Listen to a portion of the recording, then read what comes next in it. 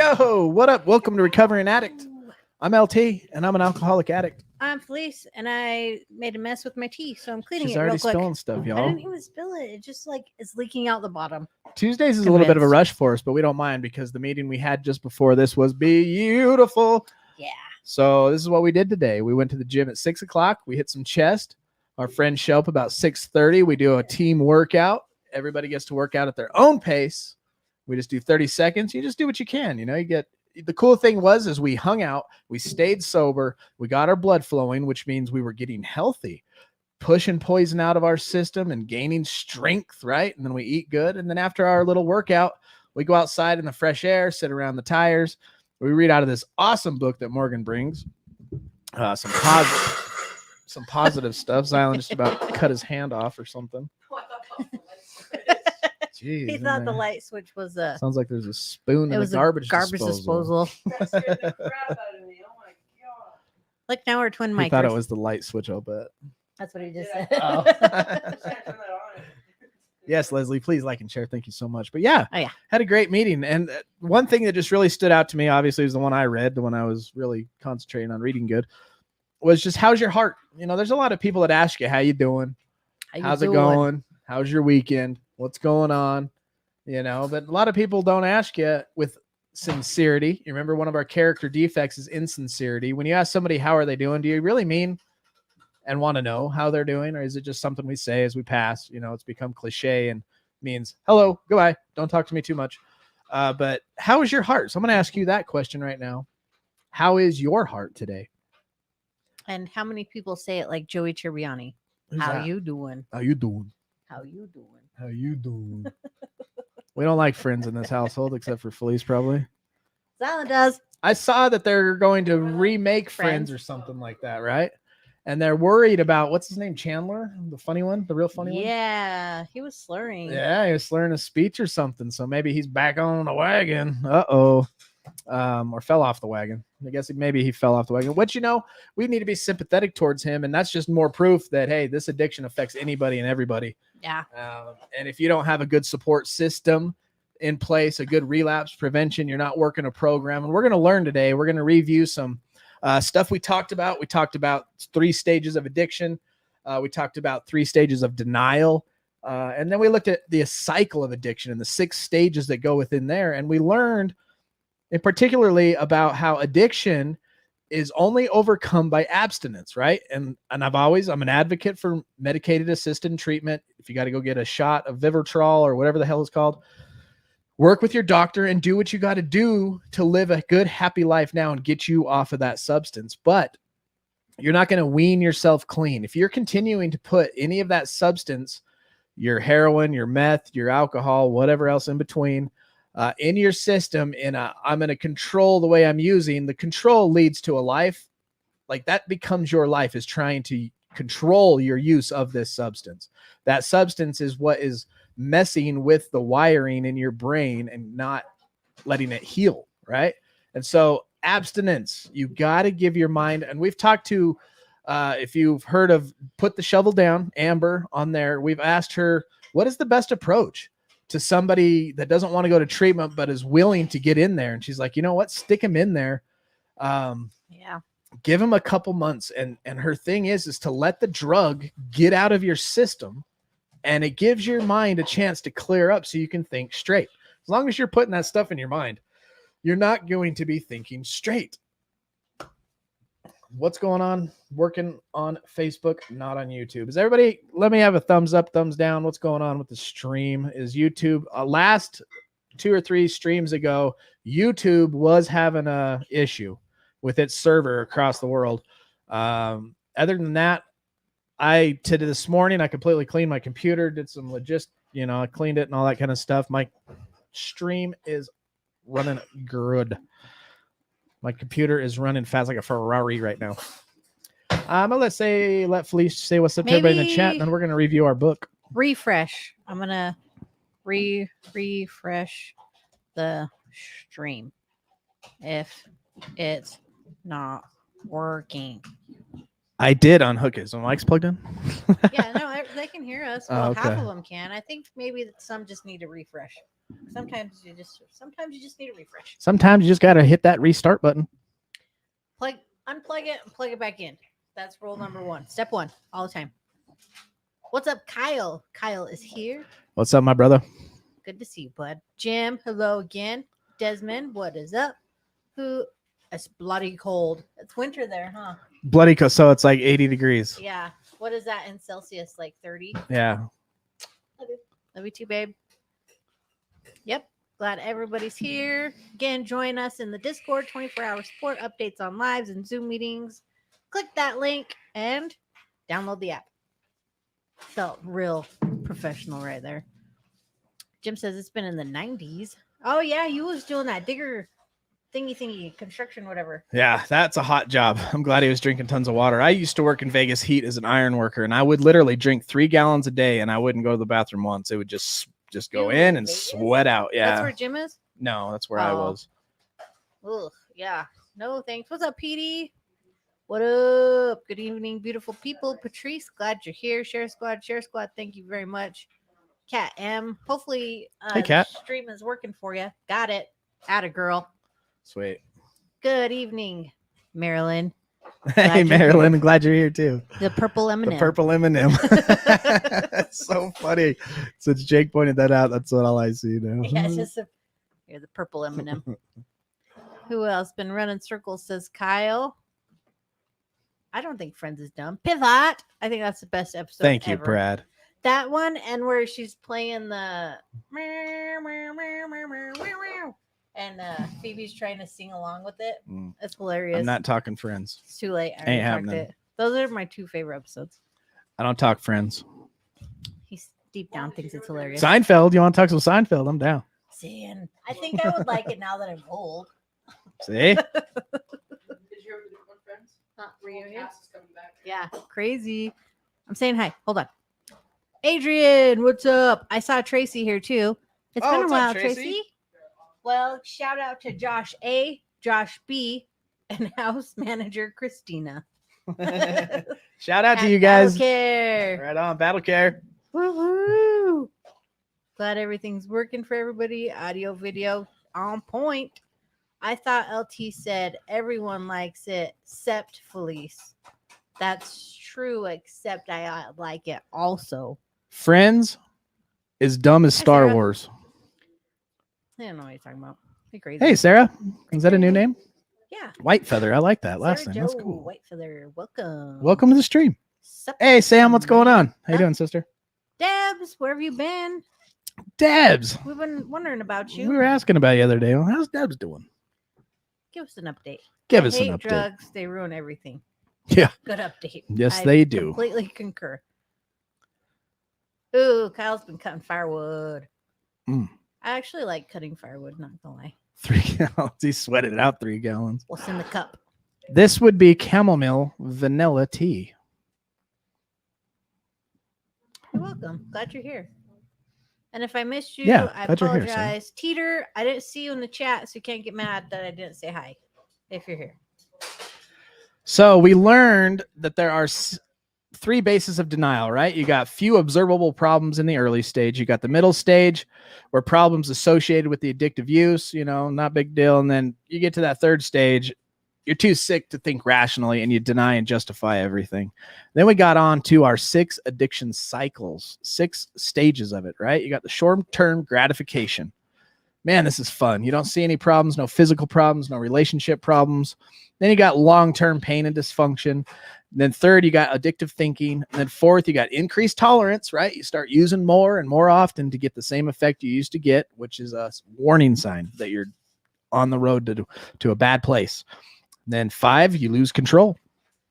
6 is when psycho, bio, body, psycho, mind, and social relationships are damaged. All areas of your life are damaged. You are, what is that called? Dang it, I always forget it. Biopsychosocial. Yep, that's it. But the other thing, it's named after a show. No. I can't remember. What do we give me a description? Maybe help you out. When you're stuck in the age you were. Oh, arrested development. Arrested development. Basically, when the biopsychosocial is damaged, you are in arrested development. And until your mind and body clear up, you will not grow from the point you were before the addiction. And you've, on top of that, given yourself a ton of bad habits, and you've ruined, pretty much given yourself brain damage to some point. And we're learning that what I'm going through right now. So I've been going to the doctor, getting blood draws, trying to get energy back. You know, I'm 40, obviously time does take its toll, but through meth and weed and a ton of alcohol in my late 30s, there are some long-term effects that I'm going through today, and I'm filling out this thing, and Fleece did some research. And so I have sleep apnea, which they've, you know, sleep apnea is sometimes like when your throat closes and you can't breathe, right? But the other part of sleep apnea is a vitamin B1 deficiency, and your body just, once it starts hitting sleep, just doesn't breathe. It just stops breathing. And so your backup system that thinks you're dying goes into effect. You get a little shot of adrenaline. You never hit REM. You're constantly tired. And that's what I've been going through. I went and got my blood drawn. So I've got my B vitamins good. My B12, my D vitamins are on point. My thyroid medications, my thyroid, everything's good except for this. So last night I slept with a machine to see, and it's a sleep study. And tonight I got to sleep with it again. And that we figured out is due to, I never had it before I drank. I started getting it during my heavy drinking. And then you've heard of wet brain, right? Alcohol, too much alcohol destroys your brain. And this is a cause of it. Your B1 vitamin is related to this sleep apnea where your body forgets to breathe. And that's what I'm dealing with. 1.5 years since I've had a drink, and I'm still feeling the effects of it and trying to get it under control. And now I don't know if you can get your B vitamins back in place and have it cured, but obviously there's those machines that you have to sleep with. And I guess we'll see what happens.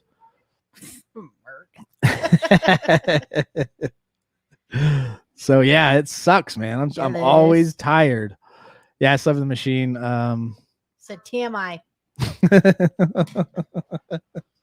It was cold, but it was okay. That's why I'm so scared to sleep. Yeah, it can kill you. Yeah. Come to find out, you can die from that. I have a couple friends, and they're like, "Oh yeah, I have a friend that died from sleep apnea." And one, I don't remember who it was, or like 2 days before they got their machine, they died. Oh, that would suck. I think it was one of the ladies at work was telling me, or maybe it was Brendan. I was like, dang. Scary stuff. Oh, Leslie's got it too. I am old, bro. I know. Who said you're old? Kyle. Yeah, that's true. And the reason I want the machine is because I'm sick of being tired. I'm always tired. I'm drinking caffeine and Rockstars all day. And I can work for a couple hours, and then I'm just like, oh, I'll take a little cat nap and get up and burn a couple hours of energy and cat nap. And it sucks. I'm tired of it. I had to fill out this whole thing right here. You can't really see it, but it just asks about sleep and blah, blah, blah. It sucks. Rachel said her son, who's epileptic, has it, and he stopped breathing over 30 times. I bet that's you at night. It's probably me. I remember I used to like time him. I'm like, I think he'll start breathing soon. And if he didn't, I wake him up. So then we learned that we need to detox, right? Detox is step one. Becoming completely abstinence from the drug of choice is step one. Let your mind clear up and move on. But detox alone is not adequate treatment for the addictive disease. In order to maintain abstinence, you have to maintain it, right? Okay, if you can get over the hump of the cravings, you got that stuff out of your system, you can pass a drug test. That's the first hurdle, right? And it's not easy, but it's worth it. That is the first hurdle. Much, much more is required. Addiction affects all aspects of a person's life. Therefore, this disease requires a holistic treatment. So what does that mean? A holistic treatment. How do you treat something holistically? So we're learning that this addiction has ruined and damaged our bio, that's our body, our psycho, it's ruined our mind, and social. So we have to holistically repair all that damage through programs, right? So our body, we want to start taking care of, and that's why we go work out and we start eating healthy and drinking lots of water. Our mind, that's why we start going to group meetings. Maybe you got to go to counseling. Maybe you need to go to an IOP and sit in group counseling 5 nights a week. That's what I did. And you start repairing your mind. You start taking responsibility for your actions. You start becoming completely open and honest. And then social, you have to start making amends. You have to start living a lifestyle that is an amends so that you never have to say sorry again. We used to say sorry all the time. Oh, I'm sorry, I'm sorry, I'm sorry, without any change in our life to never have to say sorry again. So you start making a living amends, right? You start living a life where people start trusting you and understanding like you've been through it. But now look at you. You are seriously on the road to recovery because you are taking care of it holistically, your body, your mind, and your relationships.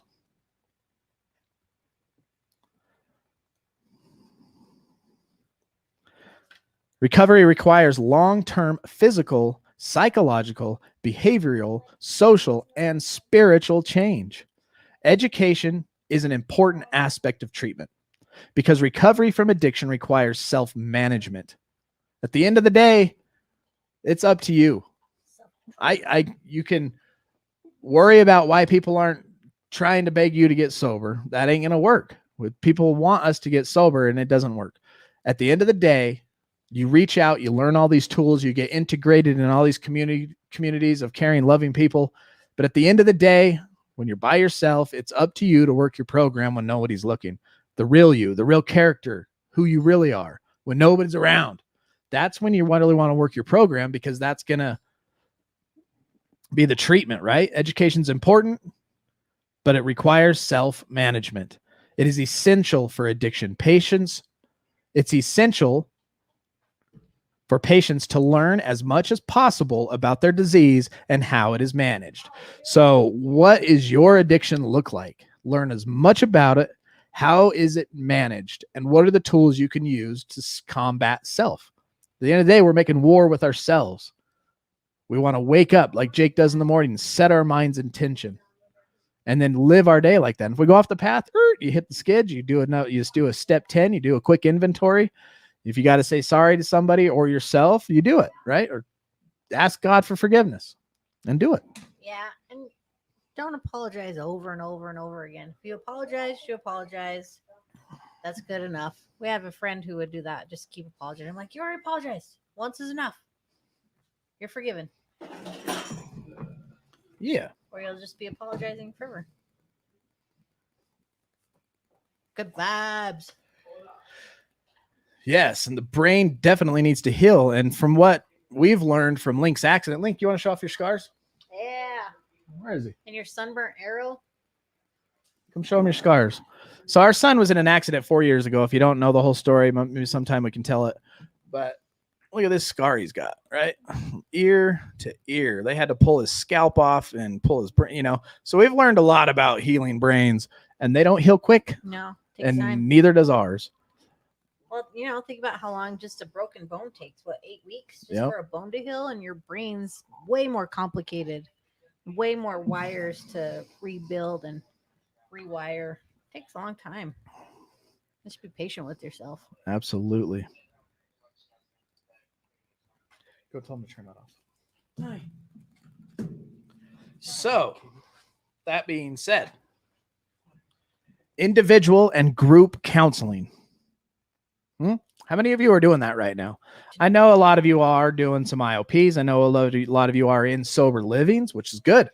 A lot of you go to AA and NA meetings. It depends on where you're at in your recovery. If you're brand new, are you trying to go to a meeting every day? Even if you can't, like I was talking to somebody on Facebook. They're like, I can't join every day because I'm working, but I could join and listen, which is cool. Like our Discord meeting at 1:00 p.m. Mountain Time every day is something you can just pop into if you got headphones or whatever. Leave your camera and microphone off and just listen, and we're going to start really, now that things are slowing down here, I'm going to start getting involved to where those meetings are a lot more meeting type, processy type, groupy stuff, where we can really just spill our guts and get off. Sometimes there's nothing to say like that. Sometimes it's just everybody's in a good mood and a good day. And we talk about, and we get to know each other basically. What is it like over in where you live? Like today, Nicole was driving around and that was so cool seeing how close the roads were together and all the buildings and the guy that parked the wrong way in the road. That was cool. Want to pit stop on a question? Mhm. What tools? I've been in treatment ×3 in 1.5 years, had a year clean and relapsed and still have no clue what tools everyone talks about. I've learned nothing in the facilities I've Really? been in for real. I'm at the end of my 3rd treatment. Oh, windows, it just treatment now, and I'm scared about when I graduate. Wow. So when I reach into my toolbox, I think about who I'm going to call. Okay. So obviously we're human. We get stressed out. We get depressed. We get triggered. Sometimes we start romanticizing about the drug of choice. Any of those things are a red flag. And during that red flag, you should be able to start being self-aware, like, oh, this is something that leads me to the road of relapse. Relapse happens way before we start drinking or using or slamming or whatever. It's like we've learned from this, but we're going to learn again from this book. Relapse and recovery is like walking up a down escalator, right? You stop moving up, you're going to go down. And whatever makes you stop moving is when we want to catch it. And that would be one of the things, right? Stress, depression, trigger, high risk situations, and fantasizing and romanticizing about your drug. That should be a red flag in your mind if you start feeling and thinking like that. And so then you would go to your toolbox, right? And your toolbox would be, who could I call? Do I have somebody close to me like, hey, I'm feeling like this? And we want to do that because we've learned in this book previously, last time we went over it, is we want to verbalize it, right? We want to start talking to people who are not going to accuse, criticize, or minimize. So tool number one for you, I'm just going to name a few. And there's a lot more that you can maybe take some notes. There's a lot more as you stay here, maybe integrate into our Discord and start to get to know people, and you'll start learning more of these tools. And they're tools that you want to reach for, right? Some tools, it's a different tool for each job. So those type of feelings and stress, right? You want to start talking to people who are not going to accuse, criticize, or minimize. So find you a group you love and you're comfortable with, and you can be open and honest. You need to talk about what you are experiencing. It's going to help you look at your situation more realistically because it'll take the power out of it. It will help you bring internal symptoms to your conscious awareness. Oh, and then the people are going to be able to help you, right? And it's going to give you support when you need others to rely on. You can't do it alone, number one. So if you have a home group, if you have people around you, people you're meeting where you're at now, then you can reach out to them. In those types of situations, when you're in that isolation mode, reach out and talk about it. You've got to put yourself in that position. Find people who are going to hold you accountable. Other tools are going to be, what are you doing with your daily life? When you first get out of bed, are you setting up a disciplined schedule? You get up and set your mind with a motivational reading that's going to keep your mind in recovery, to think positively throughout the day. And when your mind starts to go dark, you jump right back into what you read this morning and meditate on it, even if you got to carry it around with you. A relapse prevention plan. I'm sure maybe they've had you write those and you've heard about them, but take that relapse prevention plan seriously. Write down your goals, write down your triggers, write down who you're going to call, what meetings you're going to attend, how you're going to manage your life as a sober person. Slap it on the fridge and review that sucker every day. And if you're going off track, go back and do what you said you were going to do. And if you need to add to it, and read it to somebody. And see if they can find any holes, close your back doors. That's another one. Have you deleted all the toxic people out of your life? You'll realize that your friends are not your friends most of the time in the addiction world. And you got to eliminate those negative mindset people. So that's another tool. Learning that emotions only last 3 to 5 minutes if you change the way you're thinking. It's not easy, but it's possible. It takes 3 to 5 minutes for that hormone and that whatever chemicals drop from your body that give you anxiety. So you change your mind, you call somebody, wait 3 to 5, 10 minutes, start meditating on different things, and it'll go away, right? This too shall pass. That's another thing. Understanding that this too shall pass when you're in a funk, it will get you a long ways. Like the other night, because of my sleeping crap going on right now, I keep going in and out of negative mindsets, right? And I'm in a negative mindset and I'm just like, well, it's just the way I'm feeling right now. This too will pass and this too will change. You know what I mean? And it does. And all of a sudden, next day or so, I'm in a great mood. And then I tell myself, great mood. Don't get stuck on it because this too shall pass as well. Communication is the great tool. Absolutely, Jim. Well, I hope that helps understand a few of the tools. I've learned a lot more from you than treatment. COVID used a huge, amen to that. And it was this time, and I just not a good program. You're welcome, Sarah. And we're glad you're here. If there's anything else we can help you, any other questions you got, I'll answer them to the best of my abilities. Remember, I'm not a psychiatrist, a doctor, or none of that stuff. I just have read a lot of books and lived through it experientially. And I've made myself grow. I grew up. This is what I did. I stopped blaming other people for my problems. And I'm not saying you are. I'm just telling you what I did. I started taking responsibility. Like, look, this situation that I created it. It's not her fault that I'm doing this. It's not their fault because of that. Oh, they didn't give me this, it's my fault. You know what I mean? And you just start living your life, taking responsibility for your actions. And that's a part of the growth. That's part what we're going to talk about right here. And as we go through this, we learned about the addiction. We learned that abstinence alone is not going to keep you sober, that you need to learn how to manage it. And that's what we're going to get into through the rest of this chapter. We got 3 pages to go through. Individual group counseling. That's a good one.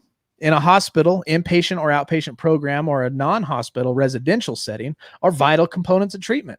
Some people need that. Everybody's treatment is subjective to that person. What I did is what I needed. It might not help somebody else. They may need a deeper, more strict one, or they may need a little bit less, lighter, And it depends on your past too. Like you can ask yourself these questions, like, what did I not have that I needed as a child? And you may not even know what you needed to understand what you didn't have. And so it's really just analyzing and reviewing the history, not to blame and point blame, but to see where and why, and then start correcting it. There's a point in life we can't blame our parents for everything that's happened to us. You hit 20, 22 years old and you start making bad decisions. At that point, you got to start taking responsibility for your life. Yeah, your parents did some bad things to you. It's time to change your mind and the way it works. I know it can be hard and some of the trauma is huge, and that's where the counseling and all that stuff will go through. But it's time to start making choices for yourself. And that's probably one of the huge things, in my opinion. Sidebar. So you mentioned SOAR a lot. I'm intrigued what it stands for. School of Addiction Recovery. Someone else was wondering too. School of Addiction Recovery. And Hawks, his thoughts behind that is I've already been to school, right? Addiction is what's taught us and made us hard as nails. We've lived what's that term? The hard knocks, the school of hard knocks. We've been to the school of hard knocks, basically, is what SOAR is.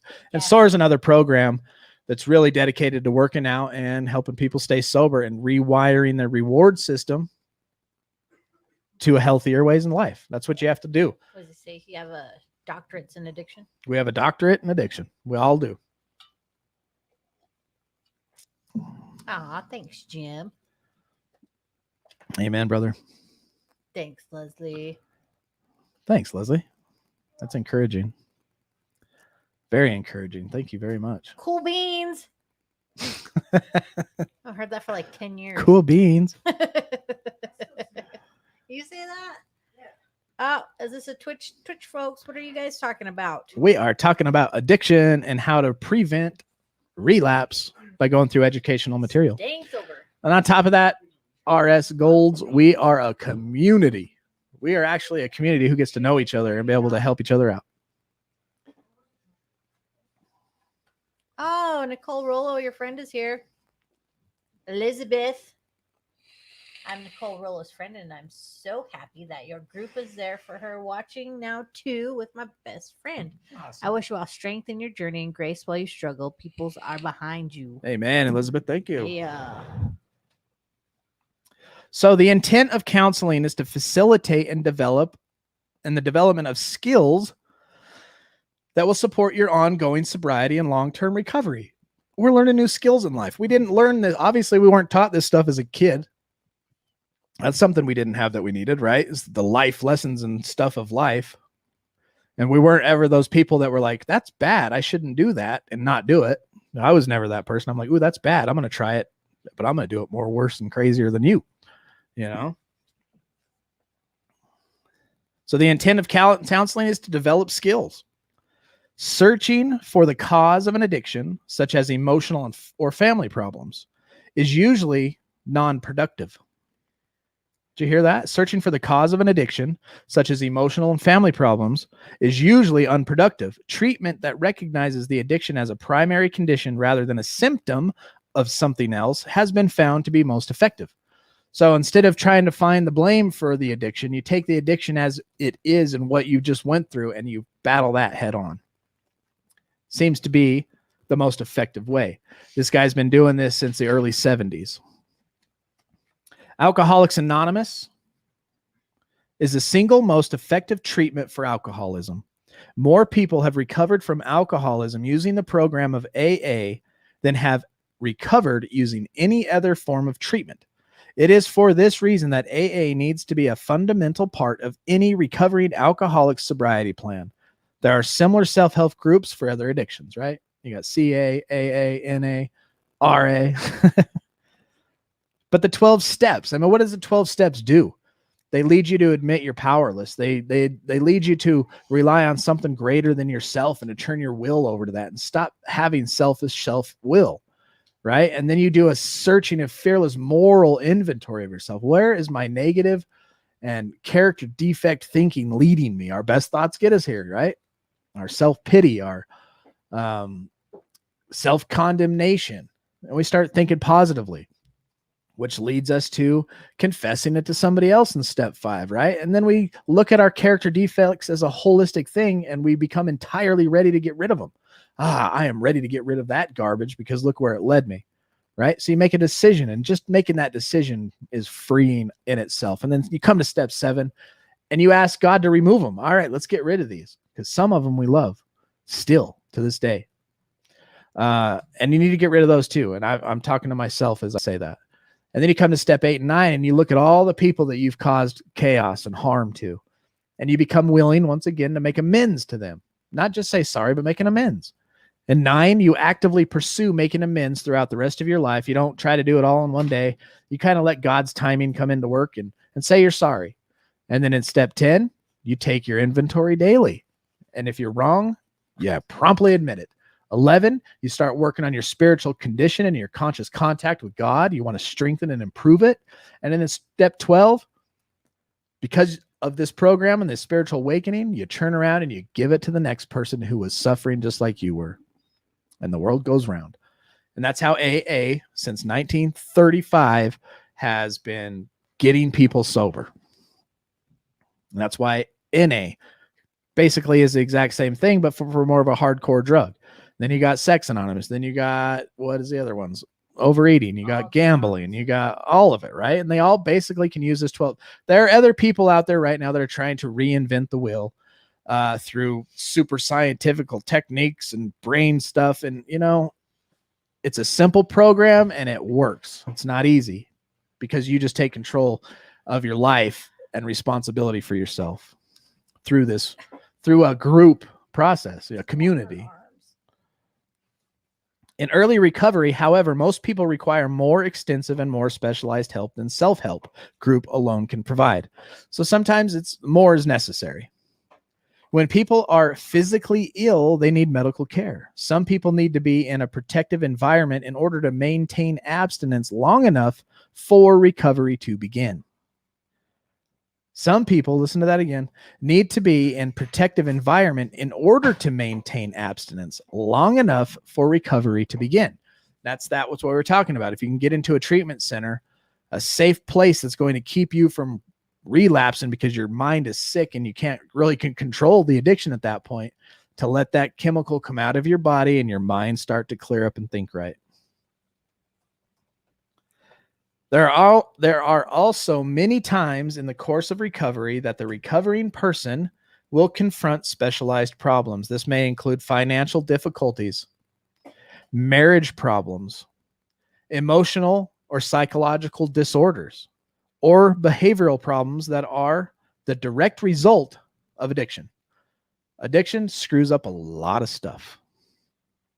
While these will usually improve with self-help program alone, it has only been demonstrated that professional counseling and therapy can provide assistance in resolving these issues more rapidly and effectively. The most successful form of treatment combines self-help group with professional treatment. Find you a group that you can cling on to and rely on and trust and talk to a lot, right? And then if you need that specialized therapy and counseling, seek that out and go to that as well. Do everything you can. How willing and how far are you willing to go to be sober? In contrast, how far were you willing to go to get high? Go that far to get sober, with good morals. Obviously, our morals were But the horrible. opposite. Yeah, Do that, but but the opposite with that same intensity. Anything else? Everybody's just loving on each other. Sweet. Yeah, share the love. Love it. Good vibes. We love it. Welcome, Brad's 180. For those of you who just popped in, this is Recovering Addict. We are a group of loving, sober people. And we help and love each other. We go through live streams on Mondays or Sundays, Tuesdays, and Thursday nights, so educational streams. Sometimes we have interviews. We have daily meetings. We have classes. We got all kinds of good stuff going on here. Hey, lovely lady. We were just talking about how awesome it was seeing you tonight, Allie. Allie Trujillo. I do miss you, like walking by and embarrassing you every time. Me too.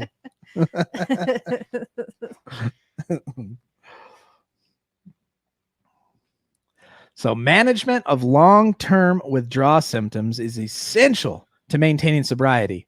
This care includes understanding and accepting these symptoms that interfere with the ability to remember, think clearly, manage feelings and emotions.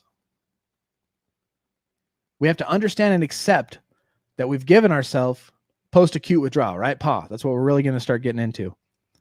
And the care includes understanding and accepting these symptoms. What are these symptoms?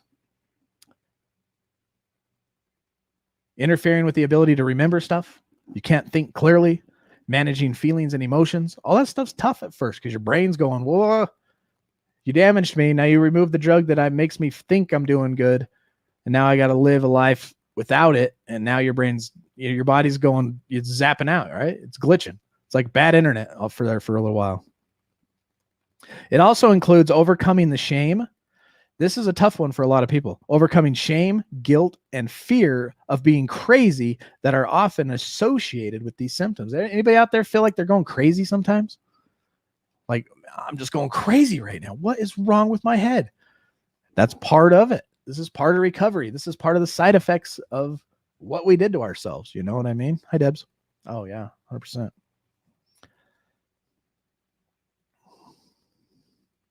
You miss it too. I know it.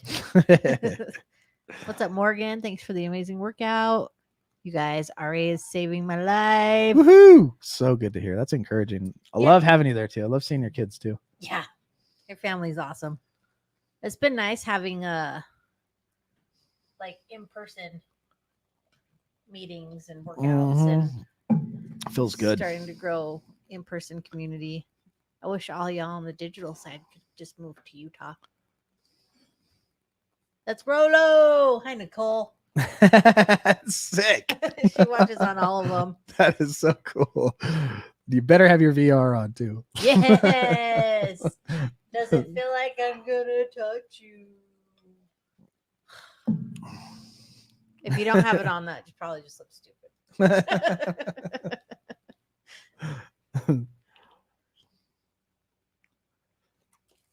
So, Jeanette says this person feels crazy sometimes because it points to her name. Right? It's funny.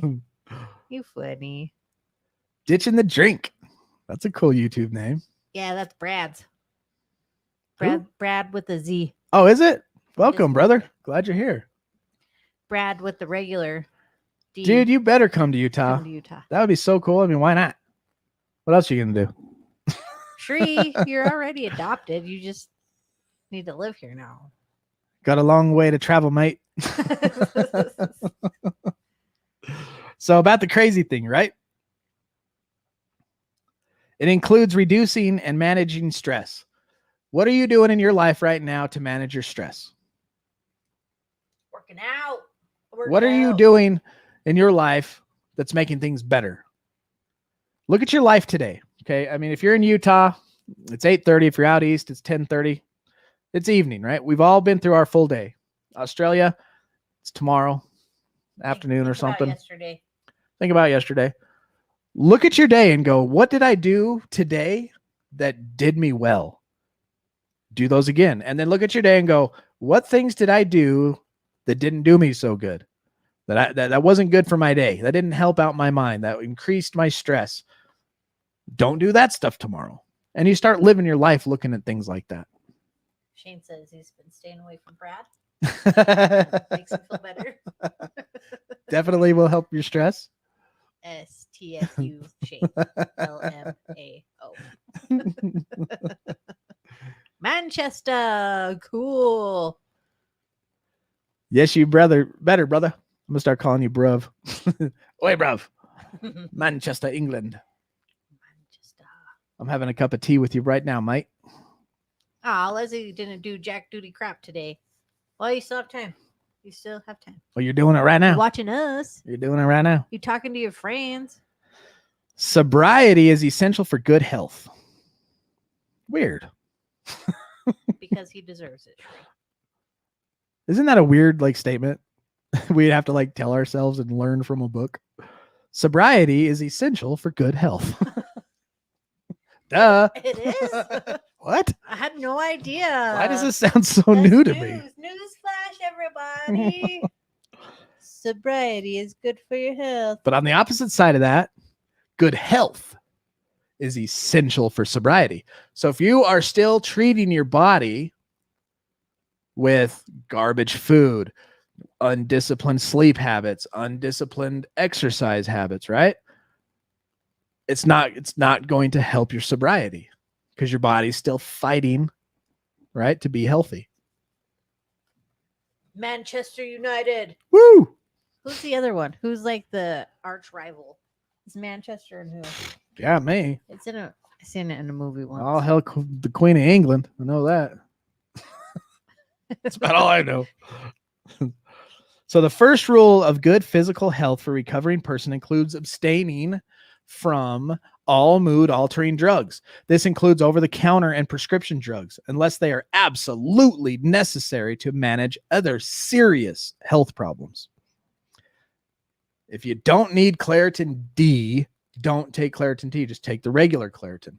Anything that's going to give you the zoom feel, right? Any of that pseudomed, whatever the hell it's called. Pseudoephedrine, yeah. Or stay away from that. ephedrine. If Don't do there's, NyQuil, it's got alcohol in it. Stay away from it. You don't need it unless it says absolutely necessary to manage other serious health problems. Not like, oh, it hurts. I just gotta have it. It hurts. Does it hurt that bad? Are you justifying things? And in that case, if that is the case, then they should be very carefully monitored under the care of a physician and an addiction counselor. Good nutrition is vital for recovery. Malnutrition and alcohol or drugs have damaged the body and must be rebuilt through a balanced diet. We're rebuilding our body and our mind. Because recovering people are stress sensitive. Stress-producing substance such as concentrated sweets, caffeine, and nicotine should be avoided. Exercise is important to help rebuild and maintain the body. Aerobic exercise is especially beneficial in reducing and managing stress. Allie came and worked out with us tonight. She said she was in a bad mood when she got there. Workout was over. She felt 100% better. That's what we're talking about. Time for relaxation should be structured into the life of every recovering person. It's in the fourth. If you read the 10 commandments, commandment number 4 is 6 days, do all your labor. And on that 7th one, take a rest. We're designed to have a week, 1 day a week, rest. Time for relaxation should be structured into the life of every recovering person. Work your butt off all week, but make sure you take a day where you're relaxing. You've ridden yourself of stress. Relaxation exercises rebalance the body and reduce the production of stress hormones. Fun and play are also relaxing and contribute to the health and well-being. You buddy. Recovery requires a resolution of family. Thank you, Big Hump. Thanks, Welcome to the Hump. What's up? Looking from the bushes. show. Glad you came out. Yeah, brother. So recovery requires resolution of family. work, and social problems that were created by active addiction. So what do you got to do? You got to go make some resolutions to your family, to your workplace, and social problems. All the crap that was created by the active addiction. Resolve it. Resolve it. It also involves the development of new and more meaningful social networks. Right there. The development of new and more meaningful social networks. Think about that. Meditate on that tonight. What is a more meaningful social network? And get involved wherever you may be. Family members must be a part of their recovery program as well. They, as well as the user, okay, think about this. Felice and I are a great example of this. Family members must be a part of a recovery program. They, as well as the user, have been made dysfunctional by drug use. Them having to walk on eggshells and worry about your addiction and all the stuff that goes around with taking care of you while you're makes them dysfunctional as well in their thinking and all that stuff. Roles, rules, and rituals of the family must be redefined and restructured. Yes. Communication skills must be learned or relearned in sobriety. The whole family needs to recover together. Why? Because we recover better together. Show's not over. It's difficult. I just spit everyone I said that. It's difficult to recover from an addiction without what is referred to in AA as a spiritual program. The principles of AA teach that alcoholics are powerless over their condition. They cannot manage their lives until they accept the help of a power greater than themselves, a life that includes wholesome living, uplifting relationships, commitment to values outside of oneself, and spiritual growth supports long-term health and sobriety. Reorienting life around values that are non-drug centered is an essential part of recovery. A lifestyle conducive of using is not conducive to sobriety. A lifestyle that's conducive to using, what lifestyle did you live while you were using? That is not a lifestyle that's conducive to a sobriety lifestyle. Everything has to change. You've heard it said on diets, right? Oh, I'm going on a diet. And people say a diet is not good. It's a lifestyle change. You want to get fit and healthy, you have to change your lifestyle. Yep. What does your lifestyle look like right now? Maybe map it out. Get a pen and paper journal. Say, this is my lifestyle. Throughout the week, day by day, this is what my routine looks like. This is what my thought process looks like. This is what my food and water and caffeine or whatever intake looks like. This is what my friends and our gossip circles. This is what I'm putting into my ears and my eyes through Netflix and books and Snapchats and all the crap, right? What are you watching? I always tell my son that he wants to be involved in editing and stuff. And I'm like, well, you need to start looking at things that are going to educate you to edit. Quit watching garbage. My name is Earl, which is, it's fun. There's times you weave that into your routine, you know, so it's relaxing. You just sit down and watch and have some fun watching some of that stuff, right?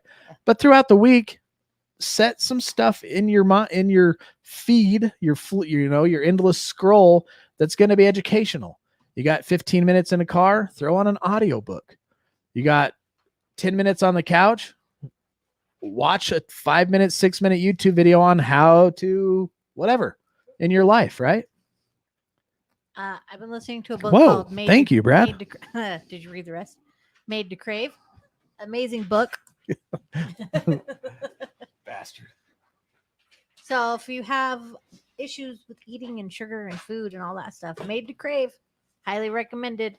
How's that, Brad? It is about how we crave our higher power, which mine would be God. And we put food in its place. Good book. These are blue blockers, Brad. They're blocking the blue from my eyeballs. Blue blockers. And shout out to Stephanie. She got a job. Woo! Starts tomorrow. Hell Atta yeah. girl. Good job, Steph.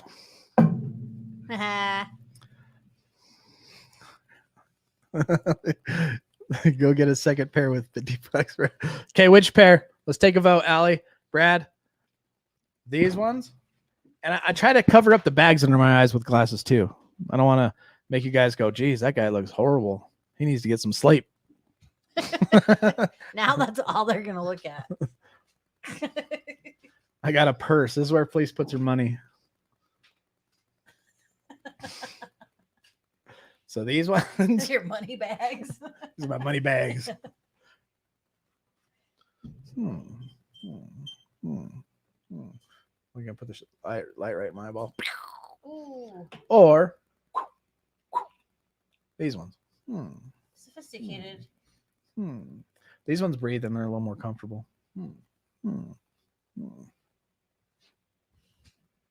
Said you're looking suave.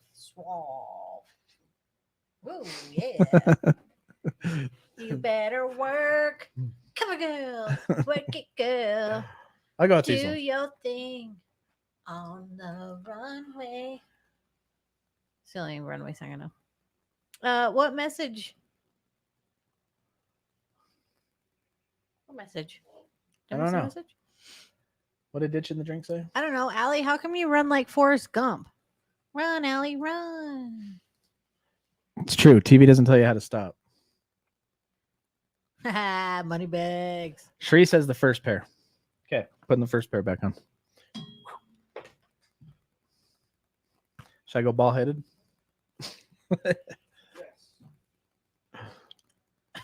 This can fit her money in those bags. What That's am I doing? if I had money, it would go in those bags. That's because they're that big.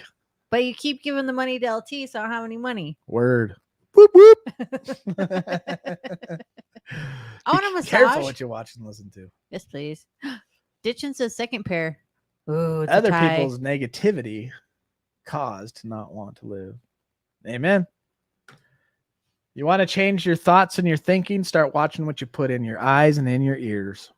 And did you shout out Eric? 74 days Eric off JJ, meth 74 days off of meth. in the pink cloud cloud stage. stage. Hey, you know what? I'm going to give you a video that we do for our 60-day people because that's close enough. Or actually, you're almost 90. I'll get you the 91 when we're there. But this 60-day one is for you since you maybe not got it from us.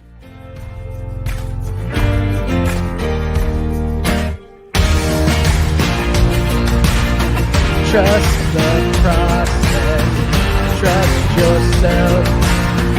Make good choices. Be patient with yourself and work hard. You gotta work hard. Keep going and keep coming back. Yeah. You're welcome. You are so welcome for that The song. beautiful vocals of the Weaver family. The improv song. What the?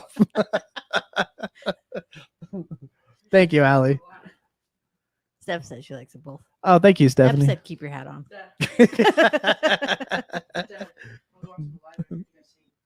Does that go?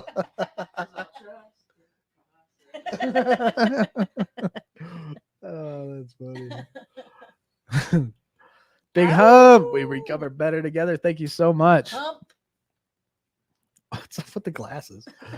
They're blue blockers, bro. Like I'm in front of my computer all the time now, lights and computer, and with me trying to manage my sleep and all that crap, I got blue blockers and I try to wear them as much as I can when I'm in front of digital crap. LT, next time don't improv, just improve.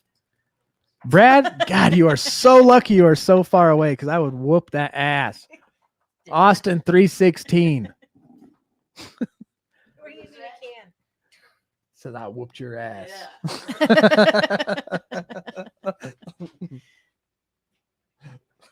Funny. Oh, that's funny. Elizabeth, for us new people, can you tell me who you are and how you got to start this group? Were you always in Utah? So always took in me a minute Utah. to Yeah. read. So, in a nutshell, I was born here in Utah in 1979. I am about to be 42 years old. When I was in my early 20s, I was a partying animal through, I didn't care. I was crazy. I wanted to get high, I wanted to get drunk, and that's what I did. By the time I hit 20, I found meth and I went off this rocker with that crap, right?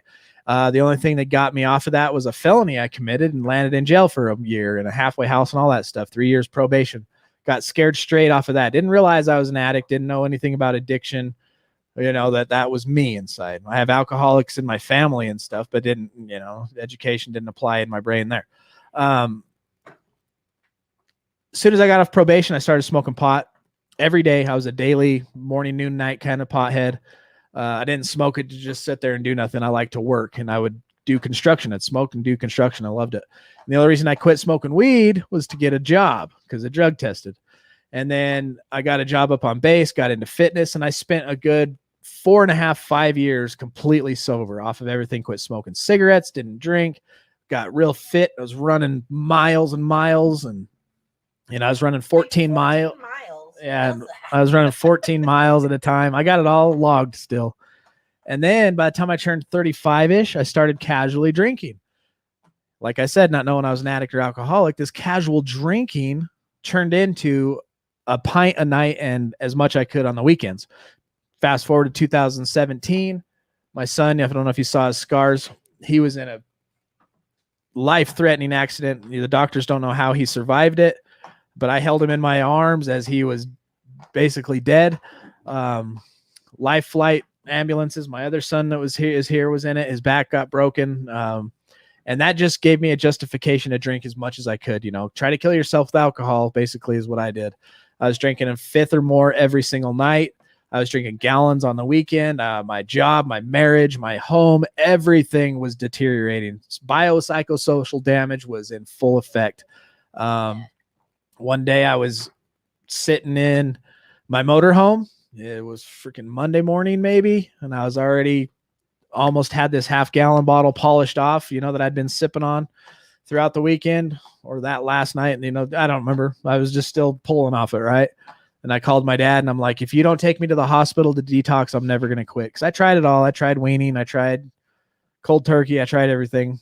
It didn't work. So I had to go to detox. Got out of detox. Went to an IOP for 5 months, transitioned out of there. And once I transitioned out of there, I started this YouTube channel. I've always been into film. I've always been into cameras and digital stuff on the side just as a hobby. And I was like, I'm going to niche down and just make videos about recovery. And so I made 10 or so videos and I was just having fun with it. I was still working at my job on base. And then COVID hit and we decided to go live when AA and NA meetings got shut down. And when that happened, we went live every night, close to 130 shows in a row, every single night, Monday through Friday, Monday through Monday, 7 days a week. Yeah, every day. Every freaking day, every night at 8 o'clock. And then it just grew into what you see here, to where I quit my job. And this is like what I'm going to do. We've totally reconstructed our bills. I quit my job. We sold our house. We got rid of a bunch of stuff so we can live very minimalistically. And we're going to open a facility here in Utah that's going to holistically help people get through relapse, right? Prevention. You've done your 90 days. So what? So that's basically everything. 2 times in my life, I've really hit rock bottom, and that was meth and alcohol. And I've done every drug you can think of in between all that time too. But yeah, that's what this is. Hope I didn't bore you with that. Yep. That's where we're at. And there is a late night Zoom tonight. Anybody who's interested, says Brad. Sweet. Yeah, I can't wait till we get a building and get all those things. It's going to be so good. For those of you that drop super chats, thank you so much. If anybody else would like to support us, we do have a patron. I can drop the link. If you want to, it's up to you. If you feel led to support us, you can just $3 a month. Would be awesome. $5 a month. And what you're getting is everything we're doing. You're part of the mission. Digitally, all the videos we produce, all the people that help produce the videos with us, and what we're doing. So it's up to you. Thank you. Patron link. She says, you going live saved lives. Trust me, I know. In here. Thank you, Stephanie. That's encouraging. I am zoomed out today. I actually have a Zoom meeting here in 1 minute with some local filmmakers and editors, so I won't be at that one. So can you send me a link for the patron? It's right there, brother. Here you go again. Appreciate you. Appreciate all the support and love. No, if you've been here long enough, you've seen and witnessed it, but everything we get, we try to give back to everybody, to anybody that needs help and support and love. My mission is to write grants from the government and rake it in and give it out here locally and digitally. Anything, it just is as far and as wide as we can reach throughout the rest of my life and years to come. Ready, Linky? God, grant me the serenity to accept the things I cannot change, the courage to change the things we can, and the wisdom to know the difference. Amen. Thank you for watching. Thank you for being here. You'll catch Jake Thursday night. He's going through his book. And then we will be back to pick up on the next chapter of staying sober. So until then, do not put yourself in a high-risk situation. Stay strong and work your program. And remember, we recover better together.